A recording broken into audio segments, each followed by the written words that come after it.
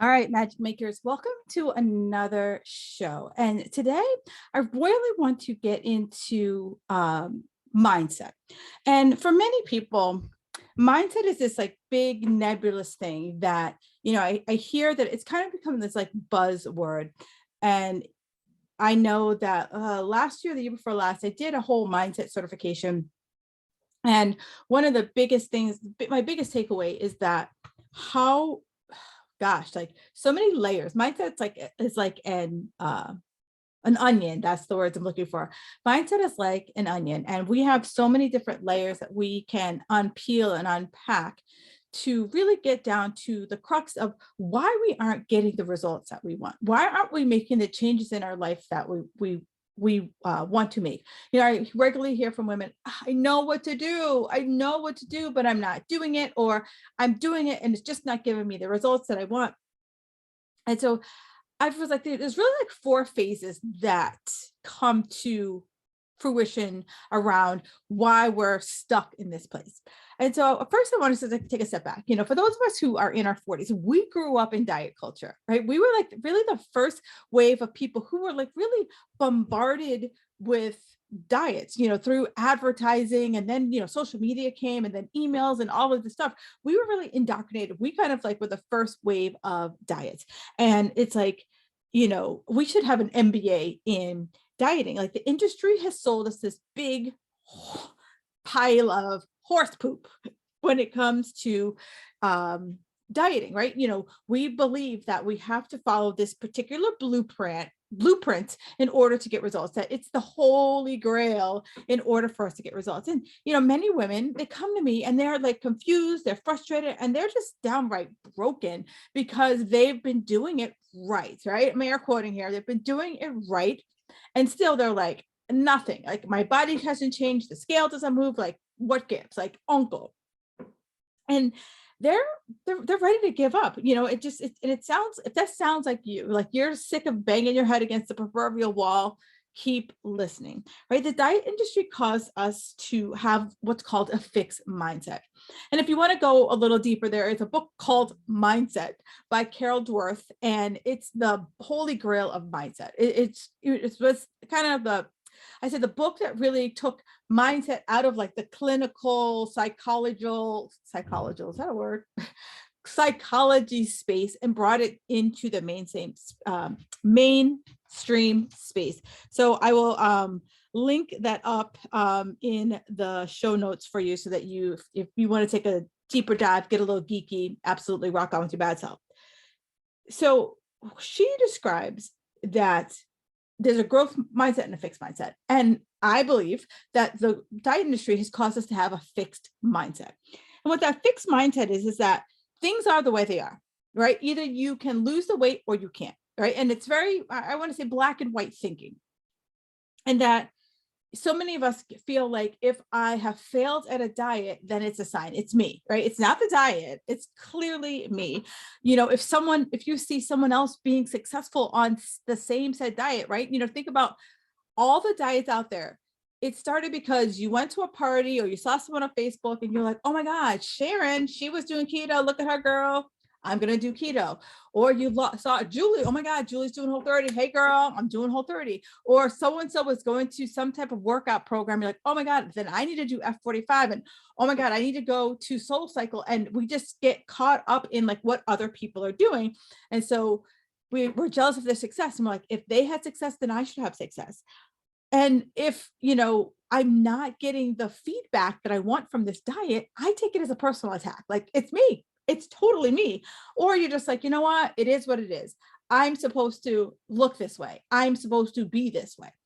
And I've been there, right? I've been caught in that fixed mindset. And, it wasn't until I really, took a deeper dive into what the heck mindset was, did I realize how fixed my mindset was when it came to diet and exercise.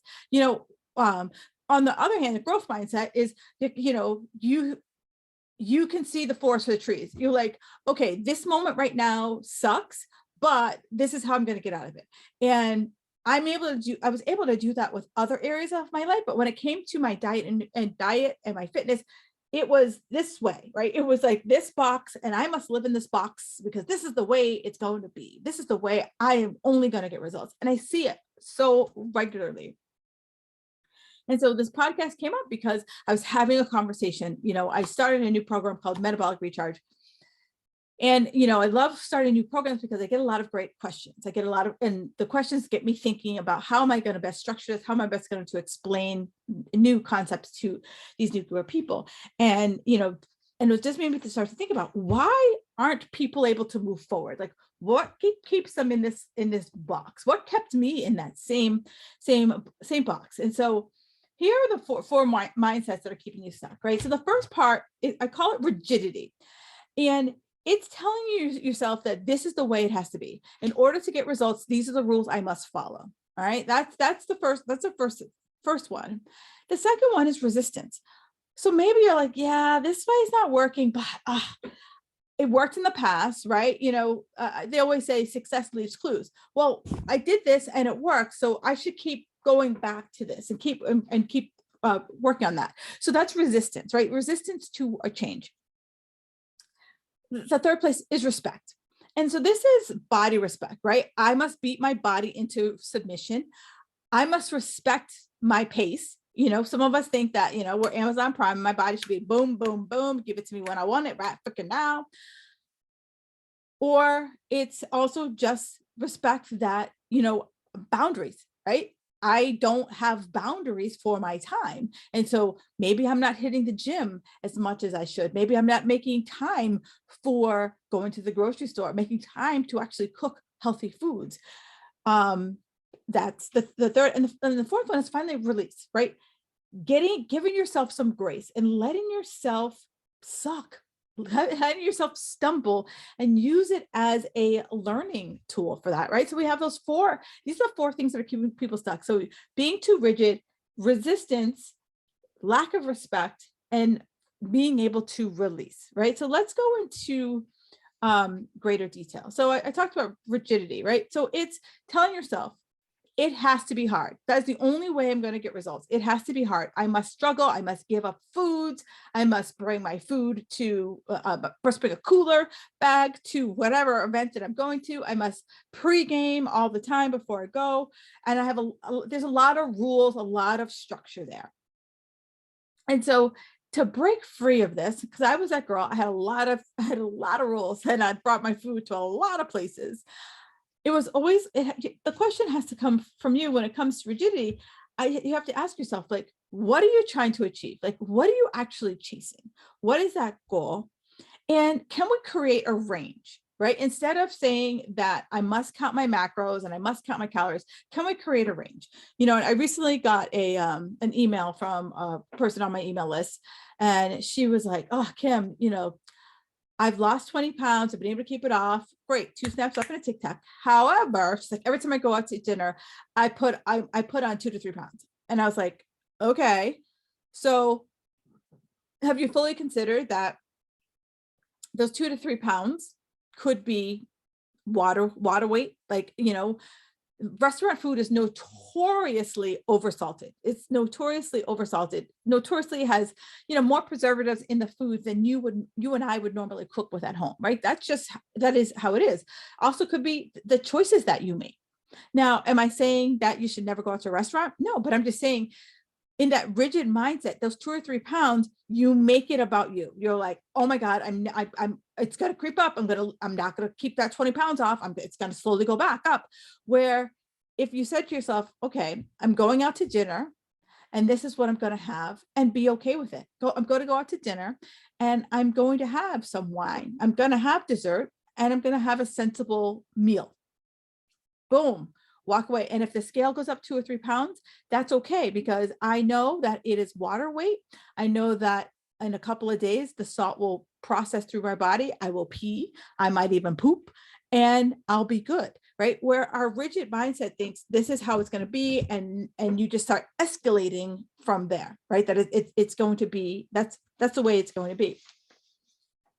The second place is resistance. And I see this all the time. Right. These are my chronic dieters. I was a chronic dieter, so I'm not making fun of you. These are my chronic dieters. They are this is the way it has to be. My workout has to look a certain way. My workout has to be a certain duration. There has to be a certain number of exercises in my workout. I must do body part splits. I must eat 5 meals a day. I must always have, I can't have starch and good fats together. Gosh, there's so many of them, but I think you're picking up what I'm putting down, right?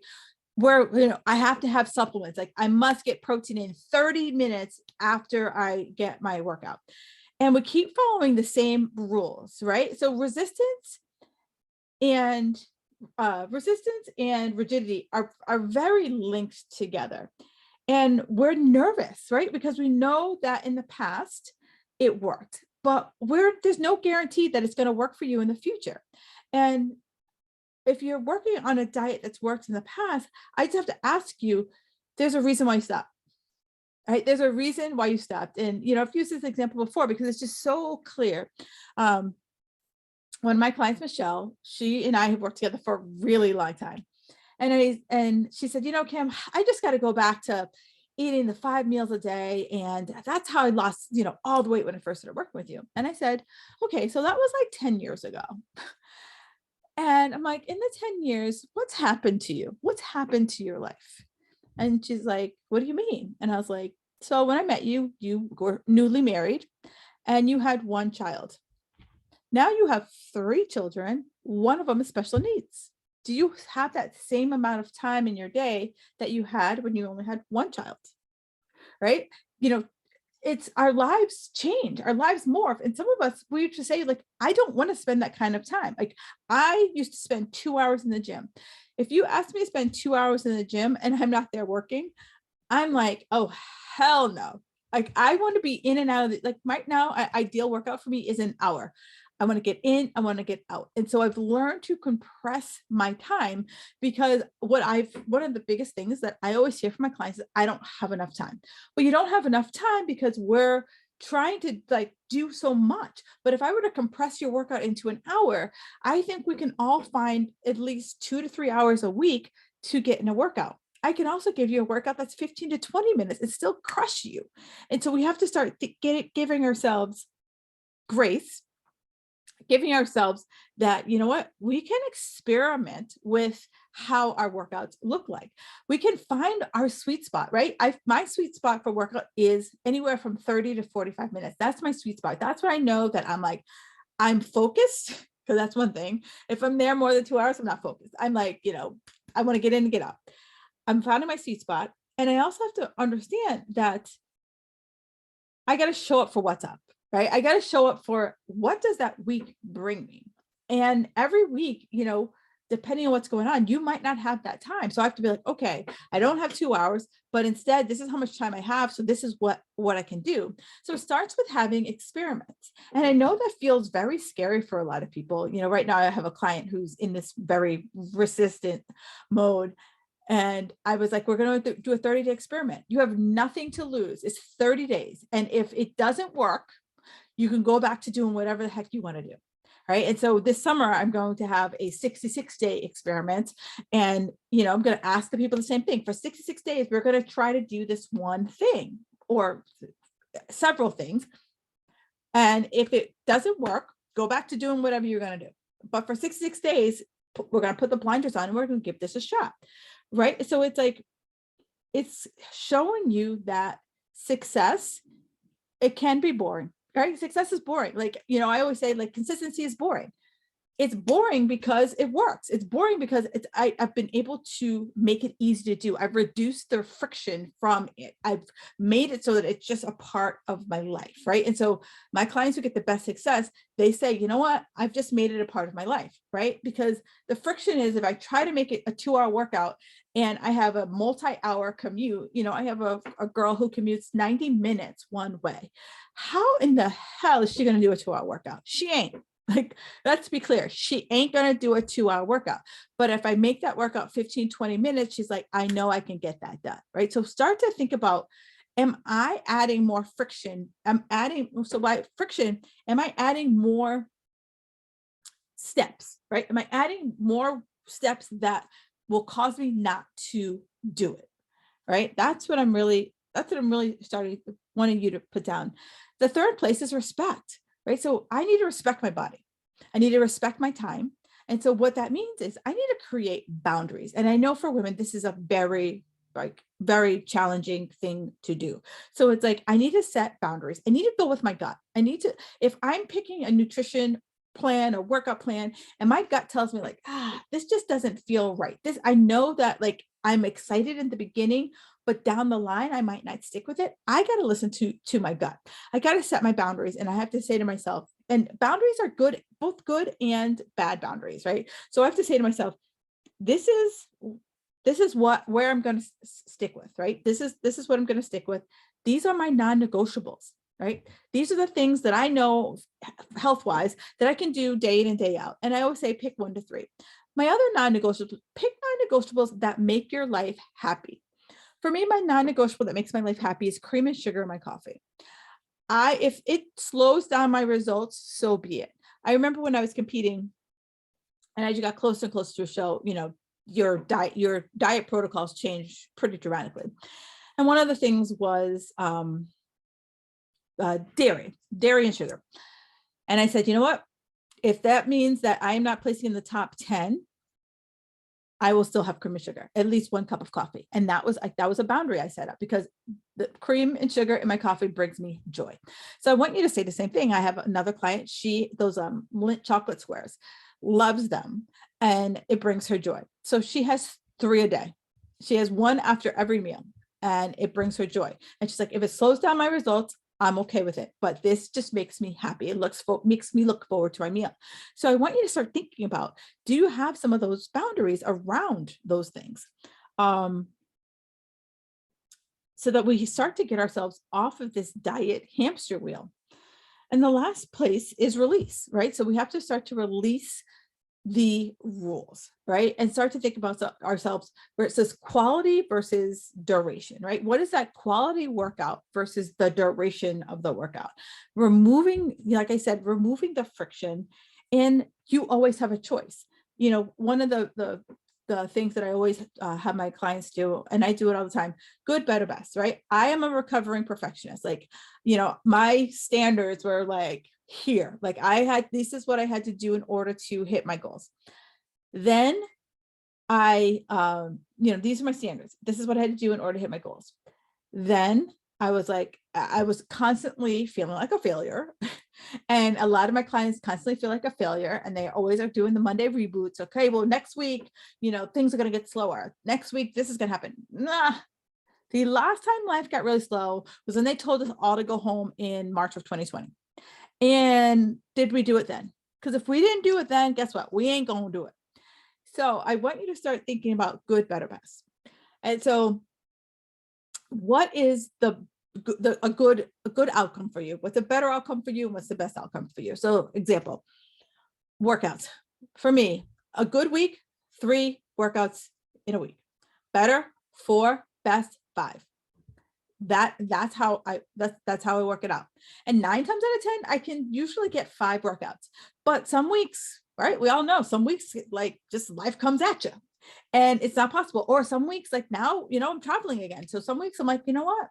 Next Thursday, I'm traveling. So next Thursday I'm traveling. Okay. So maybe I won't work out while I travel. And so maybe I'm like, all right, so that means my workout shifts from Sunday to Wednesday, and that's okay. So I'm like, all right, Sunday through Wednesday, I'm getting my workouts in and being okay with maybe I don't work out while I'm away. Where some of you be like, oh my God, I'm going away. What do I do? And you start up against the walls. But like, I've already like settled in, like, okay, what's good, what's better, what's best. And I want you to start thinking about that, because so many of us get caught up in the harder is better, struggle is real, right? No, we got to grind. And that leads to burnout. And that leads you to just think about how many times do you go hard and then do you keep going? Or do you go hard and do you go hard and then you feel like you go harder, or do you go hard and then you need to take a break? Oh, I need to sit down. I need to catch my breath, right? So if you're feeling stuck, go back through, like, where are you stuck? Are you feeling like you got to follow, you got to be so rigid, you got to follow these rules. Are you resistant to changing it up? Are you not respecting like your body? Are you not respecting your time? Are you not respecting the pace that you're able to go at this moment in time? And do you need to start to release, like, do you need to start to let go of some of these things? So how do we go about changing this, right? Change is possible. It is absolutely possible. And by this, like, we have to make peace with our pace. Like, you know, in my stress-free summer, we have there's three levels, right? Where are you? What pace are you going to be able, what pace are you going to be able to stick with? And so when I talk about pace in that program, we're talking about, you know, basic, functional, and all in, right? And so that way you can start to figure out where are you living? What's going to make the best sense for you right now? And so we have to start telling ourselves a different story, right? Stop telling ourselves that we have to get there fast. The weight didn't come on fast, so it's not going to come off fast. Sorry if I just peed in your cornflakes, right? So we have to start telling ourselves a different story. Like, what's coming up for you when you hear that, right? We have to be open to exploring different, like learning from our mistakes. There's a woman, her name is Mel Robbins, and she has this thing called the 5-second rule. And she's basically is like, give yourself like 5 seconds to do something. And it basically started with her. She was trying to get up early to work out. And so she's like, I gave myself 5 seconds to get out of bed. And so she would go like 5, 4, like, I think NASA countdown, 5, 4, 3, 2, 1. And she would get herself out of bed. And so I want you to start thinking about like, how can you start giving yourself that 5-second rule? And, as we start to make these shifts. The second place, set smaller goals, right? I have people like, I want to lose 30 days at 30 days. I want to lose 30 pounds in 30 days. And I was like, I'm not the girl for you, right? I want to lose 30 pounds in 90 days, not the girl for you, right? If you're like, I want to lose 30 pounds in 6 months, I'm leaning in because I know if we do 30 pounds in 6 months, we are working at a pace that is sustainable. We are working at a pace that's realistic. We're working at a pace that you will continue to be excited about. And we are working at a pace that you can continue to make a plan for in your life. So it's like, we need to start to commit to learning. And how to go through the motion? How do we start to fall in love with the process? Because if the process sucks, you ain't gonna want to do it. Bottom line, end of story. Do not pass go. Do not collect $200. You're going to be like, oh, hell no, I don't want to do this anymore. And then we have to learn from our failures, right? So many of us, like, I'm a reflective coach. I'm like, okay, how did the week go? And, so many of my clients get very black and white. And I'm like, okay, let's expand. Let's get more rainbow here. And so that we can learn from our mistakes, right? So I want to assess like how things went so that I can start to investigate, okay, this is how it went. Let me investigate like what went well, what didn't go so well, so we can make modifications. Because if I keep doing the same crap over and over again, I'm going to get the same damn results. So I really want you to start thinking about like making assessments. And, assessing isn't wallowing. Assessing is like, okay, I didn't get a good night's sleep last night. So because I didn't get a good night's sleep last night, I was mainlining coffee and I was snacking like nobody's business. So bottom line, when I don't get a good night's sleep, this is what happens. Assessing is when I have eggs first thing in the morning, it makes me snacky all day, right? Versus when I have a different type of breakfast. Like, that's assessing so that we can start to make better, more informed decisions about you. So many of us get caught up in the good food, bad food list, right? What's good for you might not be good for me. What not good for Sharon, it might not be good for Sally. So we have to start, again, assessing how foods work with our body. Like if something makes me gassy, makes me bloated, makes me just feel like, it's not a good food for me. Right? So I have to assess, and then I have to investigate, and then I have to modify. And then finally, structured flexibility, right? These rules, these boxes keep us so contained that it's really hard for us to start to break free from them. That's why I come up with these non-negotiables. Like, these are the things that, like, if I can do these 3 things, every single day, I know I'm on the healthy path. One of my non-negotiables as far as health is I have a big ass salad every single day for lunch, like with protein. And I know that no matter where I go on this planet, I can have a big ass salad with some type of protein on it. Right. And it's so funny. I used to always use that example. Like, and you can even get salad at McDonald's. McDonald's doesn't sell salad no more. What? Yes, they do not sell salad anymore. So anyway, I digress, right? So it's like we can really learn from our failures once we start to assess, investigate, and modify.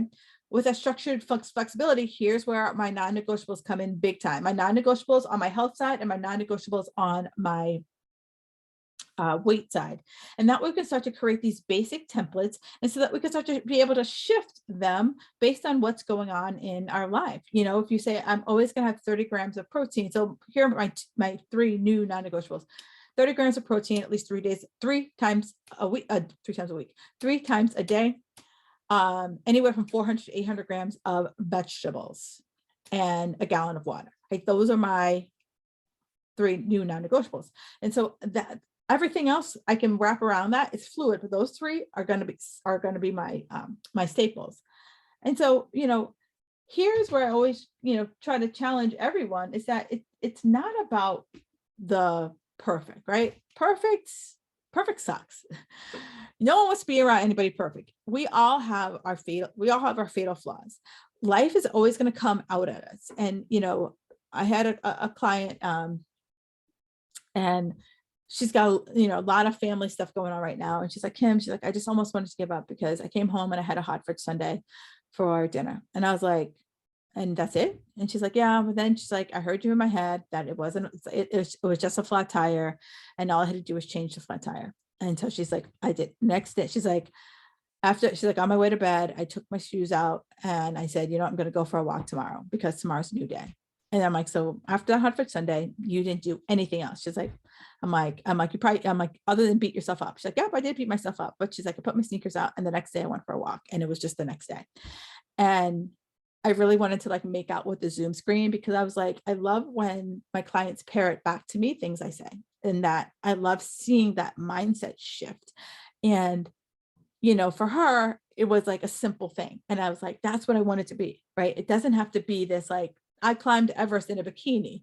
It's like, you know what? I had that hot fudge sundae, but the next day was a new day. And that's what I want for you. That's where we are. And so the first place I want you to start thinking about is do you have a fixed mindset when it comes to diets? Right? And where are you in that fixed mindset? I've given you the four mindsets of a desperate dieter. And the 4 mindsets are, rigid, this is how it has to be in order for me to get results. Resistance, even though it's not working, you still want to freaking do it. Respect, respect for where you are. What is your pace? How much time do you have? And then finally, release, right? Releasing that it's going to take time. Releasing that I have to set some boundaries. Releasing that I have to give myself some grace. That if I get together, a realistic plan that I'm excited about, that I can make a plan for in my life and it's sustainable, I'm going to have those long lasting results. And so I'm never going to freak out over 2 to 3 pounds at a restaurant. I'm going to be like, you know what? Tomorrow's a new day. I'm going to be like, I plan to go out to dinner, because we all want to go out to dinner with our sweeties. We all want to have, ice cream cone with our kids on vacation, or whatever it is that you enjoy to have on vacation. We all want to go out with a friend for margaritas and some queso and not be like, I'm going to have 4 chips, right? We all want to have that day, but it was just how do we keep that day from snowballing? How do we keep that day from just blowing up in our faces? So please let me know how this is landing with you, right? Hit me up on the socials. And if you enjoy this podcast, which hint, hint, you do, if you've listened this far to it, do me a favor, leave me a 5-star review on iTunes. That goes a long way for me helping to book more guests, and also a long way for me to bring on some amazing sponsors to this program that you guys can all benefit from. So enjoy the rest of your day, and I look forward to speaking with you next week.